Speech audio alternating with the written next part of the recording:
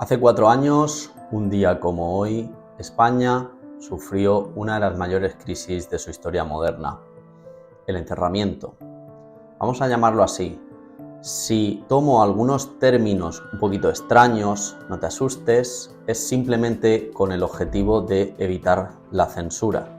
Por si no lo sabías, toda la temática de este vídeo está altamente censurada por las grandes plataformas de internet como es YouTube. Así que por ello voy a usar nombres que me permitan evadir dichos términos críticos. El objetivo del vídeo de hoy es poner en conciencia, repasar, recordar, no olvidar todo lo que sucedió hace 4 años, que aún sigue dando coletazos, que aún sigue perjudicándonos en nuestras vidas como individuos, como sociedad. Así que me gustaría que todo el mundo tuviera esta información. Es importante entender que a día de hoy las crisis no se crean de la nada. Es preciso cocinarlas a través de los medios de comunicación.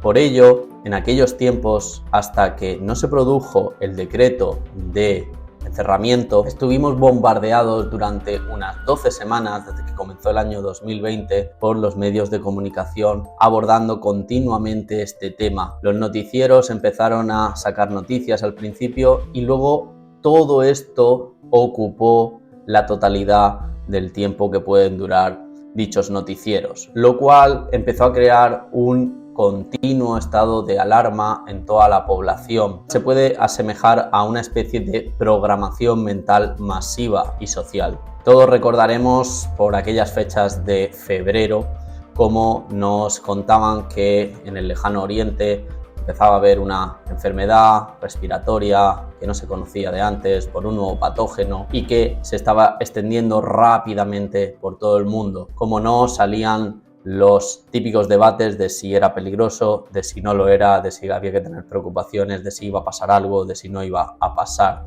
para tener a la población en vilo y pendiente continuamente de dicho suceso. Al punto que el propio responsable de sanidad en nuestro país, por aquel entonces, Fernando Simón, llegaba a lanzar sus famosas declaraciones de en España como mucho tendremos algún caso aislado. Pocos días después tuvimos la primera supuesta muerte por el patógeno en las Islas Canarias por un turista y el alarmismo era cada vez más creciente.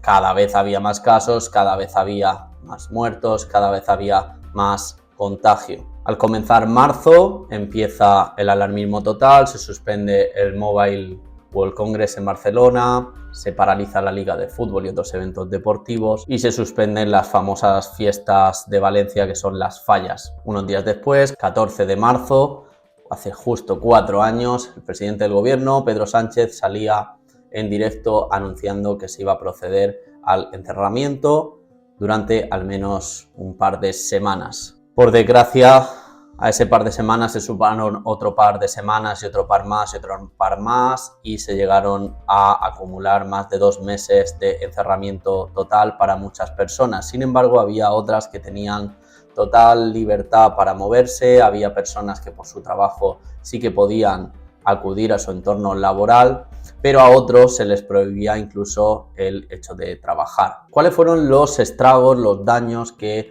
provocó este encerramiento? En primer lugar, tenemos el problema del aislamiento. Sabemos que el aislamiento es un factor que daña gravemente la salud, tanto física como emocional. En segundo lugar, tuvimos el problema del sedentarismo. Muchísima gente engordó, empeoró metabólicamente, empeoró su estado de salud.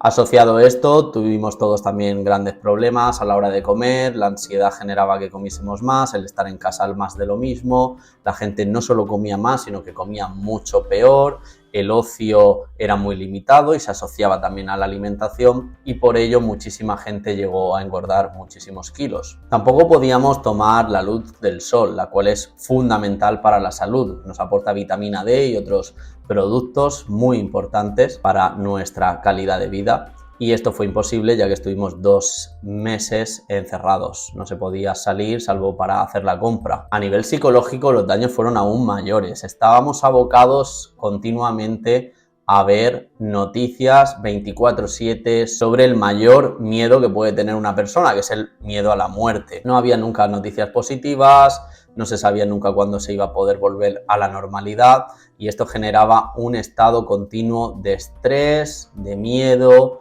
de ansiedad que nos dañaba por dentro continuamente y sin tregua. A esto tenemos que añadir el miedo a la incertidumbre. No sabíamos qué iba a pasar en las próximas horas, en los próximos días, lo cual provocó que muchas personas tuvieran comportamientos anormales. Lo vimos al principio del encerramiento cuando de repente se gastaron las reservas de papel higiénico en todos los supermercados. Hubo muchos problemas entre familias, divisiones por opiniones enfrentadas, también entre vecinos por miedo al contagio. La violencia intrafamiliar aumentó, el consumo de alcohol, el consumo de drogas y por supuesto los suicidios. Mucha gente desarrolló trastornos obsesivos del comportamiento, sobre todo relacionados con la higiene. Se nos metió en la cabeza el falso pensamiento de que la higiene total existe, y esto es absurdo porque estamos continuamente rodeados de bacterias, de virus, de patógenos, de microorganismos. Son parte de nosotros, algunos son buenos, algunos son malos, pero lo único que se nos decía por televisión era que había que protegerse, y esto creaba una auténtica paranoia en la mente de muchísimas personas. Hasta aquí mucha gente estará seguramente dándome la razón, que el encerramiento tuvo todos esos problemas, que mucha gente lo sufrió bastante, que nos afectó, pero fue un mal necesario porque de esa manera conseguimos frenar supuestamente que las cosas fuesen a peor. Ya sabéis a lo que me refiero. Sin embargo, tenemos que recordar, es fundamental, que en España llegaron a morir 30.000 personas, lo cual luego fue revisado y se determinó que la cifra era el doble, 60.000. Pero tenemos que tener en cuenta que hubo otros países cercanos, por ejemplo Suecia, que no aceptaron el encerramiento y que tuvieron un índice mucho menor de contagio y de mortalidad. Países como Uruguay son otro ejemplo de los que menos incidencia tuvieron y tampoco usaron el encerramiento, y lo mismo, en la misma línea teníamos a Corea del Sur. No me puedo dejar el ejemplo para comparar de lo que se solía hacer hasta esa época en África cuando había crisis de ébola. Sabemos que el ébola es la enfermedad infecciosa más peligrosa que existe, su mortalidad es elevadísima, incomparable con este patógeno que estamos hablando, y cuando se produce una crisis, una infección a nivel poblacional, los confinamientos que se realizan son solo a nivel local, en pueblos, en pequeñas aldeas. Además, el máximo de confinamiento es de 21 días. Una vez acabado el encerramiento, allá por junio, empieza la desescalada. En la desescalada hay un montón de miedo, un montón de confusión, y se empieza a aconsejar, más tarde a obligar, el uso de mascarilla. Vamos ahora con las mascarillas. El problema que tienen estos artilugios y las dudas que aportamos desde el canal son básicamente las siguientes. Estamos pretendiendo usar un elemento que es principalmente usado por los cirujanos en las salas de operaciones para evitar principalmente que el aire que se expele afecte a un paciente que literalmente está abierto en canal, como una forma de evitar el contagio de un supuesto patógeno muy pequeño, y el cual está demostrado que tiene capacidad para atravesar dicho tejido. Incluso si hablamos de las mejores mascarillas que se recomendaban en la época, como eran las famosas FFP2, el supuesto patógeno tenía la capacidad de atravesarlas sin ningún problema, tal como si una mosca pasase por una red de fútbol. Tampoco ha sido probado el uso de este elemento en población general, y muchísimo menos en niños, durante tantísimo tiempo. Nunca se había estudiado cómo podía afectar esto a las personas. Veréis, en toda intervención médica o de salud es fundamental valorar riesgos y beneficios. Si tenemos por un lado que el beneficio ante el transmisión, el contagio, es nulo, y que no sabemos cuáles son los riesgos de llevar días, semanas o meses ese elemento en la cara continuamente a la hora de trabajar, a la hora de hacer deporte, a la hora de estar en clase los niños pequeños, es bastante arriesgado recomendarlo tan a la ligera, sin hacer estudios, como digo, sin comité de expertos, como luego se reconoció por parte de los políticos de este país, y como digo, de forma muy poco científica. A pesar de que muchos fact-checkers, muchos de esos elementos que aparecieron casualmente en el encerramiento en aquella época, que desmentían todo, que iban a por los bulos, a por los negacionistas, dijeran que no había ningún problema en llevarlas, está más que estudiado que la mascarilla reducía los niveles de oxígeno en el cuerpo y aumentaba los de CO2, lo cual no es problemático si se hace por unos minutos de vez en cuando, pero sí que puede generar problemas de salud si se lleva tanto tiempo como se usó. En cuanto al tema psicológico, es algo también muy evidente, muy demostrado. Muchas asociaciones psicológicas denunciaron que no era muy recomendable hacer uso tan continuo de este elemento y menos aún en los niños durante el periodo escolar. Ni que decir tiene la barbaridad, la absurdez de llegar a recomendarla cuando se hacía deporte, cuando se iba uno a correr solo, iba las personas a hacer senderismo por la montaña,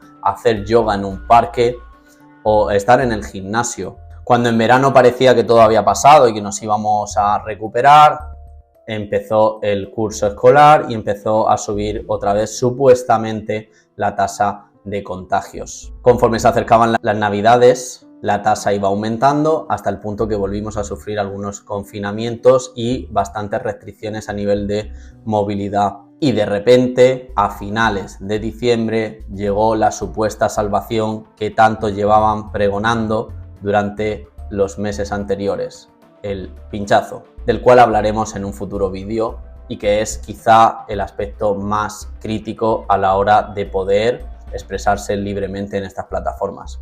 Y otra de las cosas que no podemos olvidar es cómo acabó esta supuesta crisis global.